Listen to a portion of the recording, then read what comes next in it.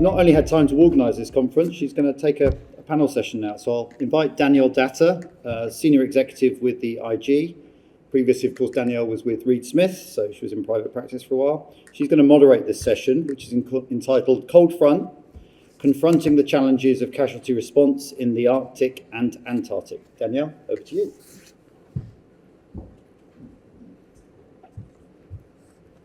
Come on, panel, you can come up. Hi, everyone. Congratulations on making it to the final panel. Thank you for still being here. We are concluding with a topic that was actually first mentioned on day one in Steve Gordon's Compendium of Statistics. He highlighted Arctic shipping as an emerging trend.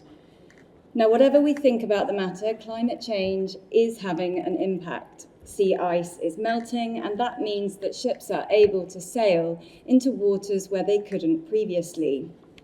We've seen an uptick in Arctic regions already, and going forward, we're looking at the possibility of routes which may bypass Panama and Suez. But it's not just trade.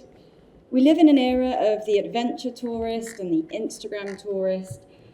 Sometimes they're the same thing. Both in the Arctic and the Antarctic, we're seeing more cruise liners carrying passengers. But with all of this opportunity comes risk.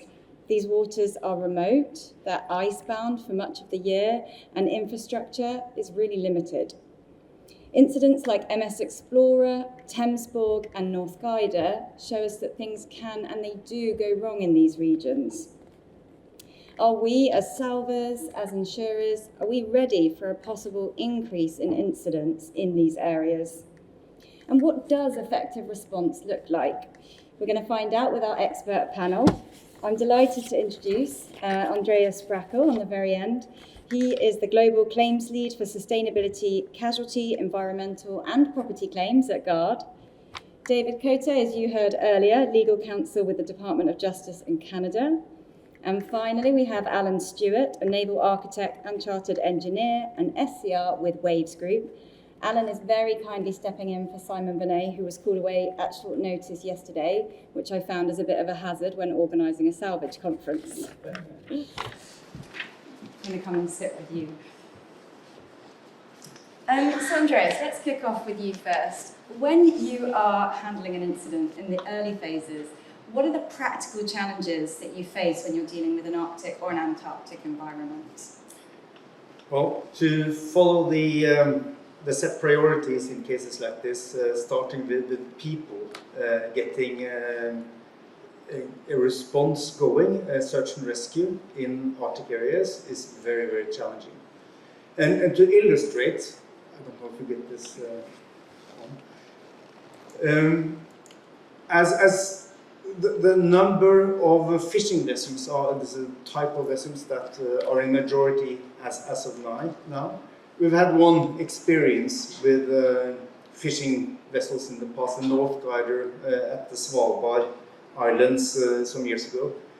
And you can imagine this is a 55-meter long fishing vessel that due to a sudden gust of wind, didn't manage to finish the turn at the Hinlopen Strait between the two big islands of Svalbard. So it went aground. And this is the 28th of December. It's pitch black. The wind is howling. Very quickly, there's a total blackout due to the fact that the engine room is filling up with water. And when calling a mayday, there's no response in the beginning. Eventually, they managed to get in contact with the Norwegian Coast Guard vessel, which happened to be the closest vessel to the casualty, about 28 hours steaming away. So this is a really severe situation. Luckily, the Coast Guard vessel managed to alert the Search and Rescue Center at Longyearbyen in Svalbard. And they have a helicopter stationed there ready to respond. This was about 100 nautical miles away from Longyearbyen. And the range in this this area for these helicopters are about 110 maybe. So this was at the very edge of, in heavy weather, flying all the way, finding the casualty in the dark, getting 14 crew members off. In fact, it didn't have room for 14 crew members, so it could only take 10. So 4 of the crew members had to stay behind, while luckily they managed to scramble a second crew on another helicopter to fly up and collect the final 4 crew members. So this is a happy story. This went well, no casualties. But it illustrates well that being in one of the most busy areas of the Arctic, it is still at the very edge of the range of search and rescue operations. And if this had happened at anywhere else on around Nordøstlandet, the northernmost island of Svalbard, they would not get there. They could potentially fly through fuel depots, but in such a winter storm, that will be very challenging and take a lot of time. So search and rescue is really, really challenging. I think that's really interesting. I mean, the helicopters must have barely any time once they get to the casualty before they've got to start flying back. Exactly. And from a pollution perspective, there were pollution prevention equipment on board the Coast Guard vessel, but for it to sail all the way, and have to be very careful because these waters are poorly charted. If you haven't had time for proper voyage planning, you may run the risk of grounding yourself. So this is not an easy task to respond to. So Alan, Andreas has set the scene with a lot of challenges. You've got distance, you've got weather, you've got ice. What does that mean for you when you're planning and executing an operation in a region like this? I think the biggest challenge really is the remoteness, and you can see from the image where Svalbard is. It's 80 degrees north, not far from the North Pole. So to get any sort of decent assets there to do a salvage or a wreck removal, it's a long way. You're talking about weeks for mobilization, so that will take a lot of planning, and you need to ensure you have the right equipment. So I think it needs to be treated like an expedition. You're going a long way and you have to be self-sufficient. If you run out of something, you can't just go to the local store and get it. It needs to be shipped in. It needs to come a long distance. So you need to have a good level of redundancy in your equipment. You need to be able to facilitate the repairs yourself if you need to make repairs. And you also have to be expectant of delays, both in mobilization and when you're there, because predicting the weather in such a remote location is very challenging. Another problem specific to polar environments is ice. You can see from the images that this is a survey that we did on the North Gard in May, and there's a lot of ice in May, springtime. And managing the ice in your operations is really difficult. If you have divers in the water when there's ice around, that is really bad news. It's damaging to their umbilical, and so it's in fact a real life risk. And so with the North Gard, we kind of looked at how we could try and mitigate that risk, and we mobilized tugs to essentially push icebergs away from the casualty and the work site. So it's a little bit like bumper cars with ice, which is effective up to an extent, but for the bigger ice fields or ice flows, it's not effective. And so your only option there is to evacuate, seek shelter, which in itself has its problems. So if you could go and shelter somewhere that's ice-free, it might not necessarily be ice-free later. And so you could be sheltering in a place where you then become trapped. So you have to think very carefully about where your escape routes are and how you manage that. There are also some dedicated safety measures, particularly in the Arctic, where you don't think about anywhere else. I'm talking about polar bears. It might seem light-hearted, but they're not.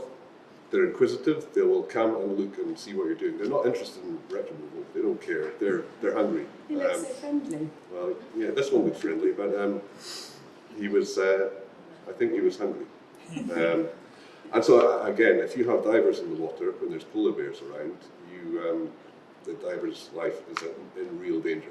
What can you do to mitigate that as a risk? So as a requirement of the operation, we had to employ full-time polar bear guards to maintain watch and to, if they see them, scare them away, warn the personnel to get indoors, get to a safe place, get divers out of the water, and then they had to scare the polar bears away and ensure that they didn't come back. So that halts your operation whilst that safety measures made.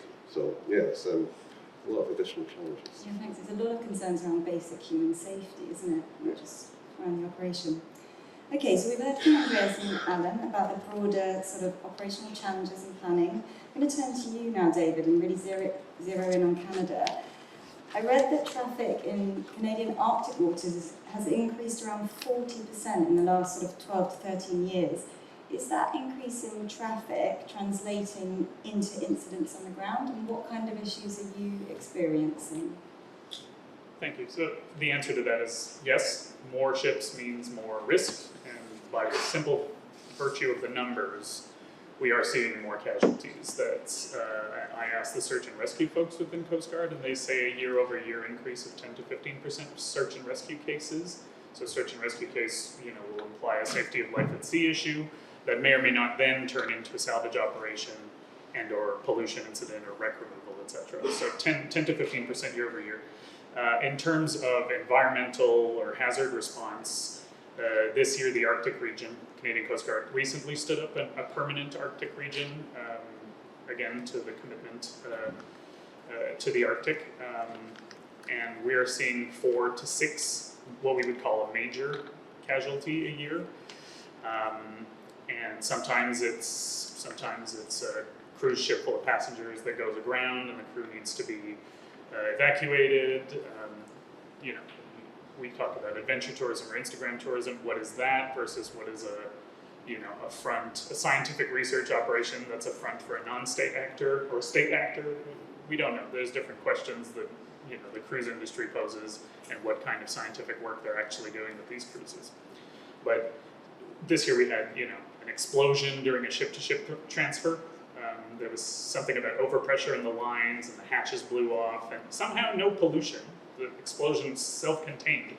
You have a vessel in the Arctic with 75% structural rigidity lost that can't go anywhere in more than a meter sea. And it has to get out or it has to overwinter there. And so what do? So casualties of that nature. We have some photos of Thamesborg, and quite a few people in this room and in the room yesterday were involved in that case. And I don't mean to use this as an example of how things go wrong. In fact, but for the casualty itself, everything of the response was great. Salvors were great, owners, insurers, the club, London-based solicitors, everybody was fantastic, and we had a very successful operation. But we did at the end of the day get lucky, and that's part of the message is, you're transiting an area that has all these risks. I'll go through a few of them that we saw specifically in Thamesborg, but you have this grounding in September. The ice season in the Arctic, in Canadian Arctic, where they grounded in the Franklin Strait, named after Sir John Franklin and his expedition, with the closest safe port or safe harbor being HMS Terror Bay, where the vessel was thought to have been lost. The irony is lost on no one that is not a particularly safe place to be. And if you've seen the limited series The Terror, you'll know that though the people are warm, the environment is not, and it doesn't want you there, particularly when you're not aboard. So you're talking about just about the most remote place in the world where ice starts to set in not December or January, but mid-October. So we had a very limited window to get this vessel out with the benefit of salvors and who mobilized very quickly. But we made that window, but we did. There's a component of luck in that, which I think everybody has to recognize. Other risks posed, you can see the photo in the middle. We're playing bumper cars with icebergs. That's a Canadian Coast Guard icebreaker there, playing defense essentially with the iceberg. And as we know from another another film adaptation of things, is there's a lot more under than there is above. So yeah, icebergs are a consideration, and that means active ice management. So working with local authorities, environment and climate change, and the meteorological people to try to figure out, okay, where's the ice going to be, predictive modeling, but then active on the day-to-day casualty management with the authorities. Where do we think the ice is going to drift, and then having resources there to be able to deal with that. You're talking about a casualty location that's 400 nautical miles from the closest airstrip. And that airstrip, you can't land a Hercules to bring any kind of real salvage equipment. So a lot of things have to be brought in by helo, Coast Guard helo, and that means we had to deploy, to the point about refueling, we had to deploy fuel caches along the way, which increases cost. You have to put down a fuel cache, you have to defend it, you have to make sure that it functions, you have to touch down your helicopter, refuel, and then keep going. And that was the only way you could bring certain crew in, class inspector, various different people, who needed to be helicoptered in that way. Then once you get to the casualty and you're performing your salvage operation, you have to think about, okay, well, where's my port of refuge going to be? Well, in terms of where cargo is going to be discharged, that's 1,400 nautical miles away, minimum, to anywhere where you can discharge cargo, and then you may or may not at the same place have the dry dock required to effect your repairs. So a lot of things for salvors and owners and insurers to think about is, okay, we might get off the rock, but then I still have to either tow or be escorted or whatever, quite a long way where the vessel may or may not still be in danger or stable or, those kinds of things. So you can see from the photo there, that's the convoy escort with the Canadian Coast Guard icebreaker leading the convoy and the various different salvage vessels and the casualty way back there. And I could go through more of these, but I'll highlight 2 points. The issue of divers. Canadian Coast Guard's vessel doesn't operate any divers. Many years ago there were casualties and it was decided that there would be no ship's divers. Well, one of the things that was useful aboard the icebreaker to do some of these hull survey things was an ROV. But what happens if your ROV gets snagged, and then that's your only way to perform your class survey or your hull survey, in order to know what kind of refloatability you might have. So we found that there's like a deficiency in the redundancy in our own planning, what happens if that ROV doesn't work and there are no divers. Another thing that we got lucky about was there was no spill, which is awesome. But one thing that it did highlight is, well, you're using very low sulfur fuel oil because you're in the Arctic and you can't use HFO, etc., in the same way that you could down south. But then how does very low sulfur fuel oil interact with cold weather? And I'm not a chemist and I have no background in that, but what I am told is that apparently it doesn't do particularly well in cold water. It gets very viscous and it'll stick to ice and it'll drift, and that will be a problem for the cleanup operation and for the persistence of the product and how it cleans. So those are some of the challenges we face there. That's great. I want to take you back a little bit to your panel earlier this morning, where we looked at different coastal state authority approaches to casualties and casualty management. And there are different ways of doing this. We know we've got the pre-contracting, and we know that's in the cards potentially in India. The Arctic is an area where it's really difficult to mobilise equipment. Is that a market failure, and is that something where you think the government needs to step in to regulate?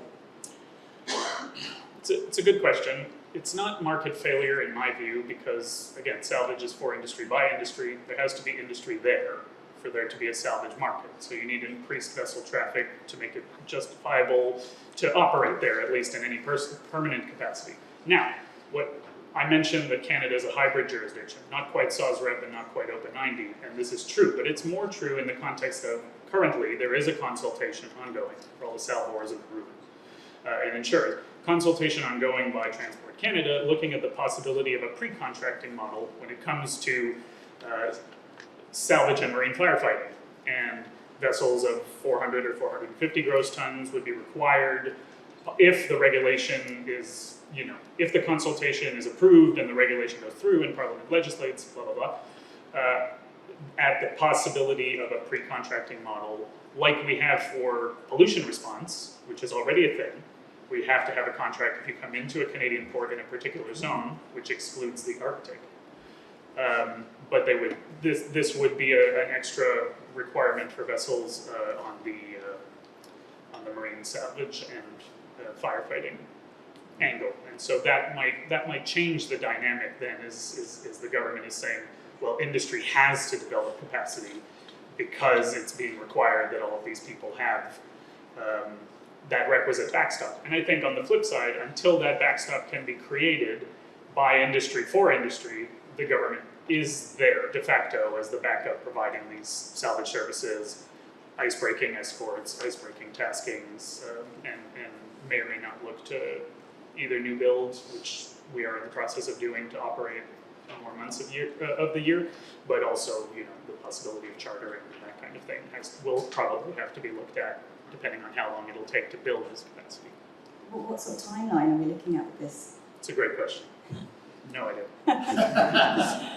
But consultation paper part 2 is coming, and so look out for that. And if you have an opinion on what the regs should be, you can make your submissions known that way. There are different ways of doing this. Either go commercially to contract with parties that invest in the area, or for the states to do it themselves. But there's something, learning again from the North Guider, where the assistance from the Norwegian Coast Guard was tremendously important, in particular when it comes to the diesel oil removal.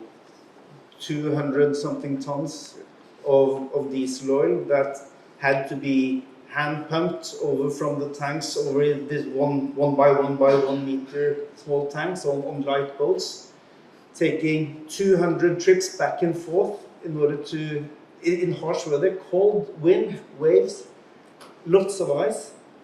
That's an amazing achievement, and I'm not sure if many other than seafarers that is familiar with that environment would manage such task.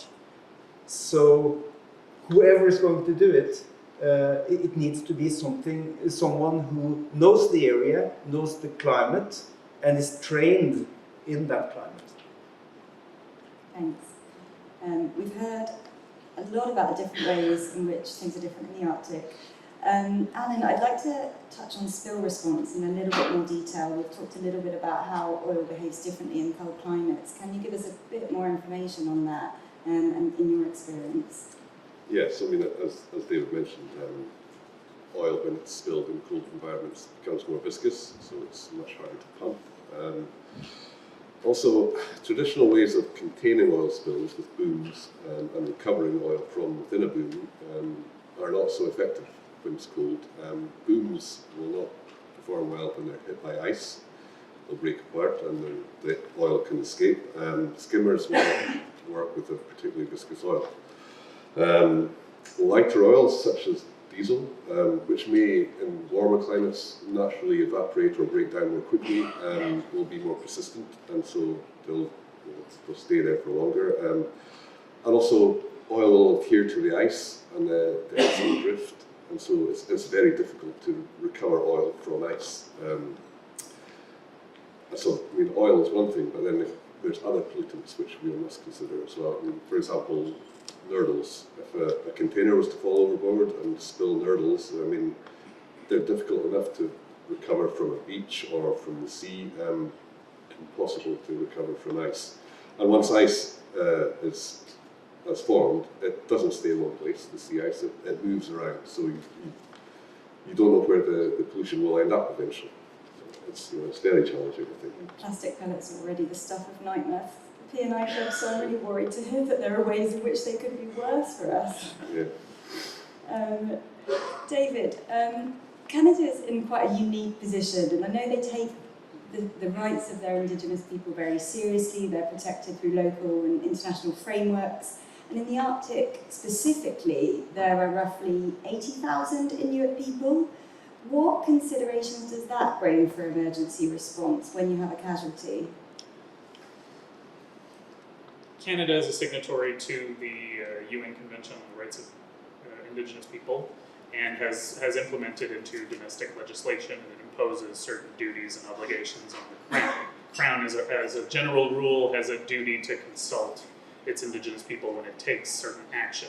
Now, that requirement is on the Crown, but often in a casualty response setting, it's owners and salvors who are taking a measure that may or may not already have damaged the environment in the event of a spill, but you might be doing the recovery and the cleanup effort and have to do a little bit more harm in order to do some good. You can think of that in the context of wreck removal. So while there is a Crown duty to consult meaningfully and in some cases almost get like the consent and approval of the local, First Nation, or in this particular case, Inuit population, functionally a lot of that work the selling work of that measure has to be done by the various contractors who are responding. So that's one thing to think about. The other thing is, it is a very remote area and a very vast area, and sometimes the only government interaction these people have ever had is with the Canadian Coast Guard. So the Canadian Coast Guard is very wary of its reputation and the role that it plays, and it's not going to necessarily advocate for owners or the project authority because of the importance of that relationship and that trust, right? So the doing of the right thing and forcing owners to do the right thing might be, in fact, the position of authorities.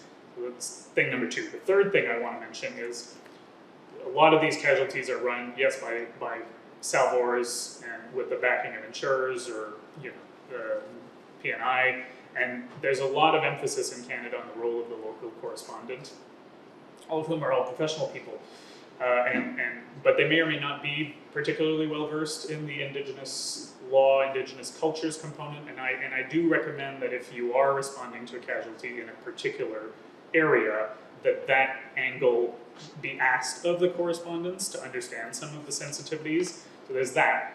The last thing is, not only do we have this emphasis on the role of the correspondent in the Canadian market, but as part of the same consultation on possible regulations to come, Canada is also looking at the US-style qualified individual model, what's called tentatively the response coordinator.